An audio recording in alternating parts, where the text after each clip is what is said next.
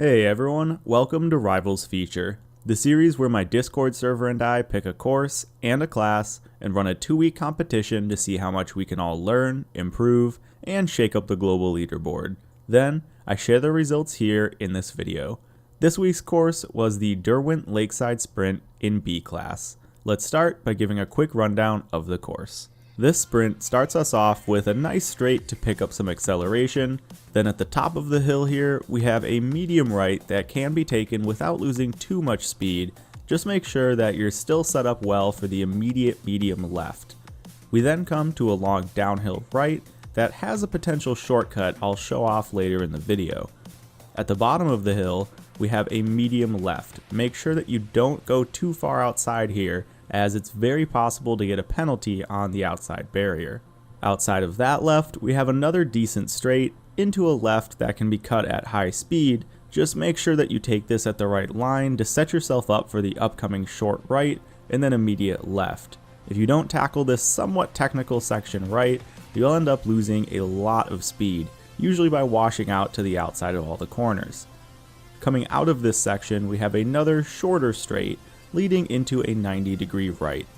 Right after that corner, we accelerate into a right S-bend that can be taken at speed, and then into a jump over the bridge. Make sure you land straight off the jump, as you'll want to be set up well for this double apex right corner. If you take the right line, which is kind of tough, you can keep a lot of speed through this section. We then accelerate into a long right, and then into another jump where again, you'll want to land straight and to the right here to keep a good line through the upcoming long left. This left can be deceiving as it tightens up toward the end, and if you're coming in too quick, you'll hit the outside. Then we have a medium left into a short straight and into a bit of a double apex right that tightens. Try to cut the first apex and then brake in time for the second 90-degree corner. If you can accelerate quickly out of this corner, you'll get a nice advantage for the upcoming meandering straight.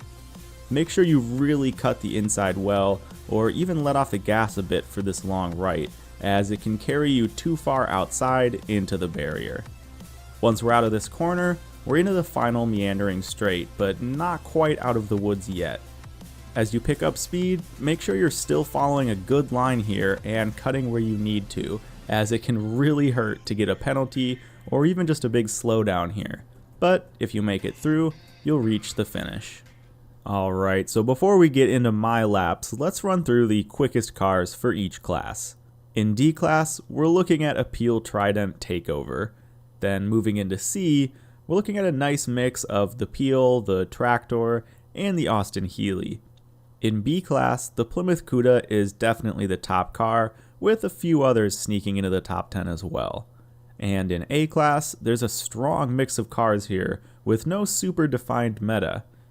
Then in S1, the Shelby Monaco seems like the easy choice, but there's a few surprise bone shakers up there as well. And finally for S2, the Monaco sticks around, but the Ferrari F40 and 599 make a strong appearance as well. Alright, so for this sprint in B class, the big car in our Discord challenge was of course the Plymouth Cuda. This car has 1,515 horsepower and is rear-wheel drive. So I think it goes without saying that driving it is not exactly the easiest thing. I gave it a few goes using tunes from a few other guys in the server, but I just found that it was too tough for me to put down a competitive lap with the car. I would have needed a lot more practice to get used to driving it, and I instead just focused my efforts on something with a bit less power that was a bit more controllable. This led me to the old trusty Subaru Legacy. This car has a mere 588 horsepower and is all-wheel drive with some handling upgrades as well. You guys might recognize a pretty similar build from an old DJS video, so definitely shout out to him for the idea. This Legacy, however, is tuned by me and modified for a road course instead of dirt. Moving on to my experience with this sprint, this is an interesting one, and I actually have come out of the challenge really respecting this track layout. It's definitely a high-speed track, but a lot of the straights are broken up by small technical sections or even a few 90-degree corners, and even the straights themselves aren't necessarily easy because they weave back and forth just enough to where you really have to focus on your line to make sure you aren't going to swing out and go off course. So with the Legacy, I managed to just squeeze into the top 50 on the global leaderboard and managed 15th in our Discord challenge. Our winner, number 3 in game, managed to also secure first in the world with a time of 2:25.583. For comparison, my time was 2:38, about 13 seconds slower. So sadly, I was still behind with wedding and family business during this challenge, so I didn't get a chance to talk with our winner about the lap, but thankfully they did upload the record run for us. So let's go ahead and take a look at some of it here. If you want to check out the full lap, click the link in the corner of the video, or I've left a link in the description as well. Okay, so as you can already see, his ability to control this car is, well, it's unreal to me. He not only uses all the road, but he's really using everything. Dipping tires off to get that little extra bit of outside corner, or cutting the inside just enough to not hit a fence. It's also hard to appreciate this, but his throttle control is seriously something impressive.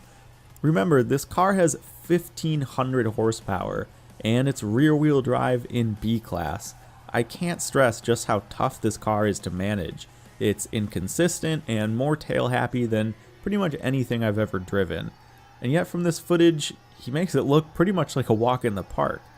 So again, if you do want to check out number 3 in game's whole lap, definitely visit the link in the description. So thank you to number 3 in game for uploading your lap for the server, and I'm sorry I did not get another chance to interview you. And with that, that just about wraps things up for this episode of Rivals Feature. If you aren't already on my Discord server, well, what are you doing? Come say hi. But also, you won't have known that I've started taking some time off my job to work on YouTube. So hopefully soon here, we'll be getting back into a better schedule, and you'll be seeing more uploads from me and some more stuff outside of YouTube as well. So I'm really looking forward to being able to make more content for you guys. And with that, I'll see you in the next video. Thanks everyone for watching.